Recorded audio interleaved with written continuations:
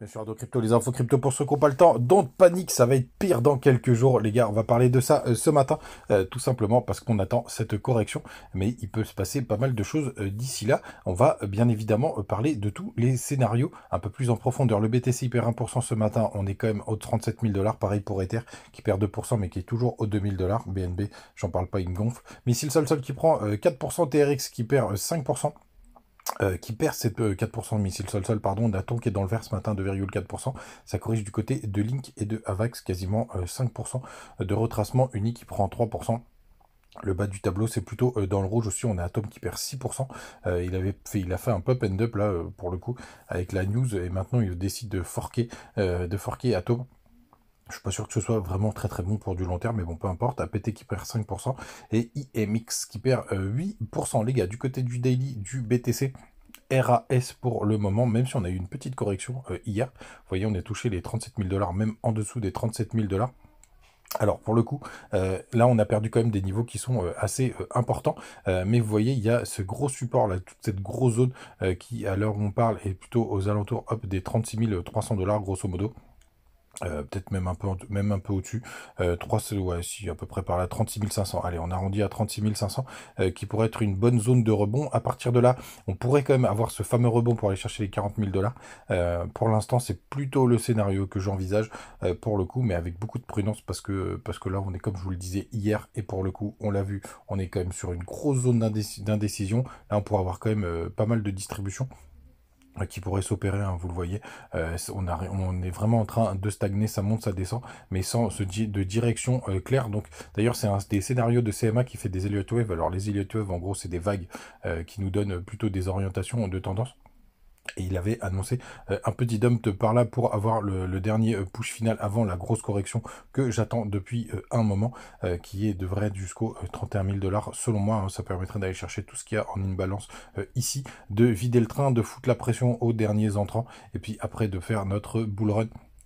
Ce serait le moment idéal et on verra bien évidemment ce que ça va donner pour le coup avec des targets qui sont assez folles, mais à minima je vois bien un BTC qui vient taper au moins les 90 000 $ et puis beaucoup plus derrière. Donc les gars, soyez patients, ne soyez pas sous stress pour le coup. Ce qui veut dire c'est que du coup la Bitcoin dominance elle devrait je pense actuellement reprendre un peu de force. Ouais, attention, on est en train de faire un joli W. On va voir jusqu'où il pourrait nous emmener, parce que vous voyez là on est sur une espèce de petit triangle, vous voyez, rectangle, pour le coup, avec le haut ici, et une petite tendance. Attendez, je vais vous le tracer comme ça, c'est plutôt propre. Donc la beacon dominance, c'est quoi? Ben, c'est la force du BTC par rapport à tous les autres, par rapport à tous les alts. Hop. Pour le coup, ça veut dire que on est à 53% ce matin, ça veut dire que 53% du marché des cryptos, c'est sur BTC. Regardez ce joli petit triangle qui est en train de se former. Alors pour le coup, si on part à la baisse, ben, ce serait plutôt pas mal. Ça voudrait dire que les alt pump, si jamais on le casse vers le haut, on ressemblerait un peu au scénario, je vous en avais parlé la dernière fois, hop, en passant weekly, tac.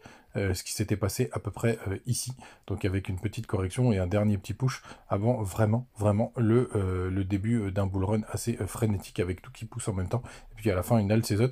Donc voilà, on est sur une zone, on est quand même sur une grosse zone d'indécision. Il me tarde de voir ce qui va se passer par la suite.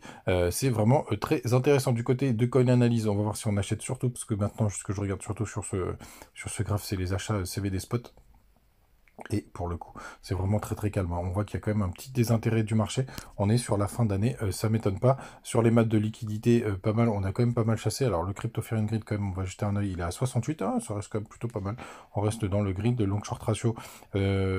Majorité de personnes qui sont en long, donc ça, grande méfiance, hein, ça veut dire qu'il va falloir aller nettoyer tout ça. Donc le dump pourrait continuer. Pourquoi pas pour aller chercher la trainline, et on va aller voir ce qu'il y a du côté de la hitmap. Ça commence à pas mal tapisser au nord. Donc ça c'est plutôt une bonne nouvelle, mais ce serait con de ne pas aller chercher tout ça. Vous voyez, regardez le gros pic, bah, il est au 36 500 $. Donc ce serait intéressant d'aller chercher tout ça. Moi je vois bien un dernier dump and pump pour le coup, pour aller chercher la target finale qui est aux alentours des 40 000. Vous le savez, j'ai pas changé d'ailleurs, c'est un petit peu redondant. J'en conviens, les émissions, mais parce que ça bouge pas des masses. Du côté de Twitter, je vous partage aussi les analyses en direct live, n'hésitez pas à nous rejoindre. Et petit point ce matin aussi du côté de TikTok, parce que je vous partage pas mal de pépites là, d'ailleurs, ça commence à pas mal s'accélérer, hein. J'ai de plus en plus de personnes qui nous suivent. Alors les commentaires sont à mourir de rire.